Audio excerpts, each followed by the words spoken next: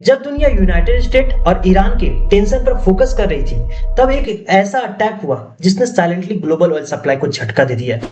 और इसका इम्पैक्ट हम सब तक पहुंच सकता है, आपके जेब तक पहुंच सकता है। यूक्रेन ने रशिया के एक बहुत ही crucial oil export hub Primorsk port पर लॉन्ग रेंज ड्रोन से अटैक किया। इस अटैक के बाद वहां मासिव फायर लगे हुए हैं। ऑपरेशन को पार्सली शट डाउन करना पड़ा।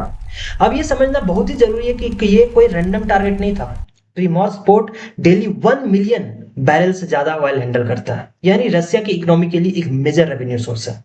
इंटेंशन क्या हो सकता है यूक्रेन का? यूक्रेन का एम यह है कि रशिया की ऑयल अर्निंग को डायरेक्टली हिट किया जाए, ताकि उसकी फाइनेंशियल स्ट्रेंथ और वॉर सस्टेन करने की कैपेसिटी कम हो। लेकिन यहाँ एक और बात जाननी बहुत ही जरूरी है। ऐसे स्ट्रेटेजिक अटैक एक कंट्री तक लिमिटेड नहीं होते हैं, ये ग्लोबल एनर्जी सिस्टम को डिस्टर्ब करते हैं। ऑलरेडी स्टेट ऑफ हॉर्मुज में टेंशन की वजह से ऑयल सप्लाई प्रेशर में है।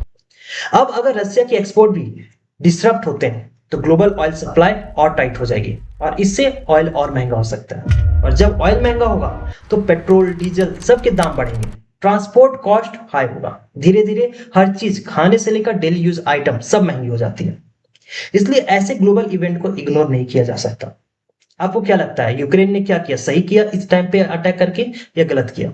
अपनी राय ओपिनियन कमेंट सेक्शन में बताएं, और ऐसे ही इन डेप्थ जियोपॉलिटिक्स को समझने के लिए फॉलो करो वीडियो चैनल। जय हिंद।